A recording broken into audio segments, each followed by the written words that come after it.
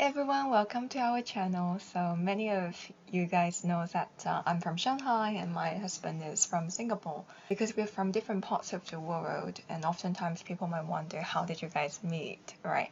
So sometimes our friends at church, they even made up stories for us. They would say like, oh, so did you work in Shanghai and met your wife there? Or they would say like, oh, You came to Singapore. yeah, I came to Singapore to study or to work, then met my husband. But actually, this is not true. So where did we meet? We met in the UK. Right, yes, indeed. I was based in Oxford, and I was doing my PhD at that time.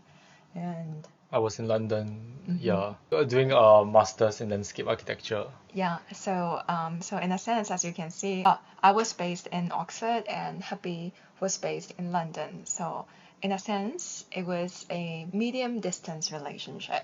Like a 1 hour train ride.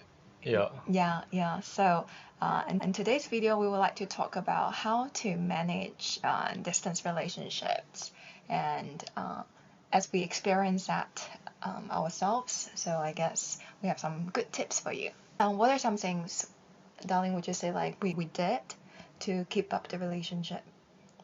I think, it's more like what we call the traditions that my wife started back then. Basically, it was daily calls and weekly visits. So we make it a point that every day, 9:30, not always 9:30 at sharp. Yeah, because back then he was doing architecture, as you can imagine, like all the deadlines, crazy deadlines, right? You have to work non-stop, so sometimes it can be quite difficult to have a prompt call at 9:30. But I think we still try to call every night if possible. Right, Yeah.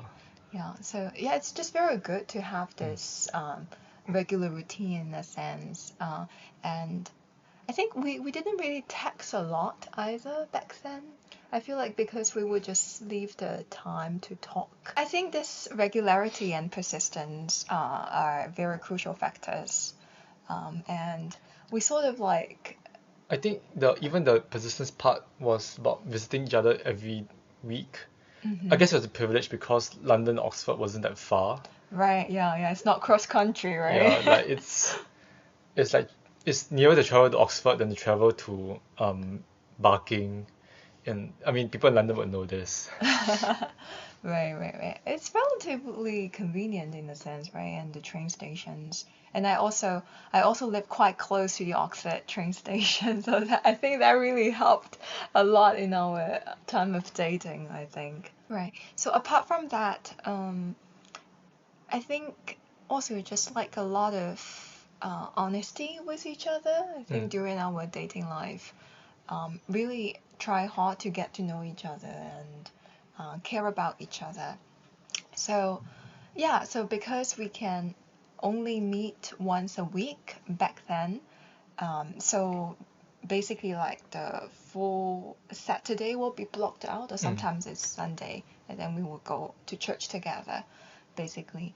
I think it's also the fact that since it was once a week, I think we really tried to make the best use of the time. We get together, and so we really maxed out the whole day. We would after the fifth day, I think I started to cook at her place, and so it was really a whole day thing. We was really try to see as many things as possible, be it in London or Oxford. Right. Yeah. Yeah. We had this small tradition as well. Like every week when we met together, we will have a a checkup or review session together. I think the word was review session. Checkup was a bit too casual to describe what happened. Okay, so what does it entail? So we will discuss how the week was for each other, and things that were good and things that were bad in the relationship.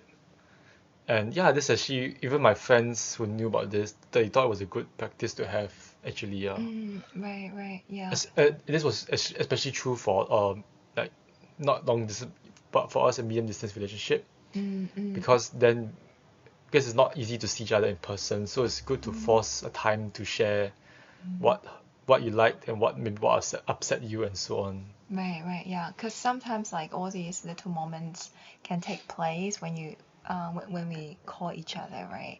So certain comments we made and certain things we did to each other. So I think it's just very good to have this time set apart to discuss these issues, and be very transparent with each other, right? And of course, like we would pray together after each review session.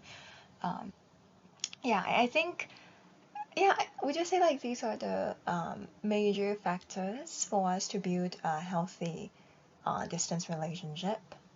Yeah, I think like persistence and open honesty, openness Mm-hmm. are just very important because firstly you're not seeing each other every week. So you need to build trust, right, between each other. Yeah, since it's like we technically do whatever we want in each city, but then we need to like show that we are really being honest Right. Yeah, and and invite each other mm, to your community, right? Because we live in different cities.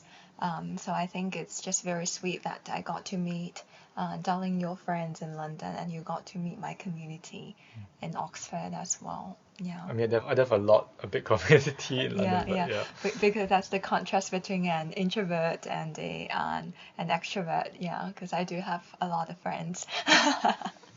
Yeah, right. Yeah. So well, we hope this little video can be helpful to you for those who are doing long distance relationships, and we know that it cannot be easy. And yeah, and we definitely understand long distance relationship can be very challenging. Um, but also, like we have friends who've done long distance relationship for years during COVID, and cross countries, one's based in North America and the other in Singapore. But they ended up marrying before us. Yeah. So I think it's really, really a miracle, and how much they persevered in the midst of uncertainties and difficulties. Right. We wish all of you have very good and fruitful relationships despite the distance, and continue to enjoy each other and continue to become better for each other and with each other. Bye.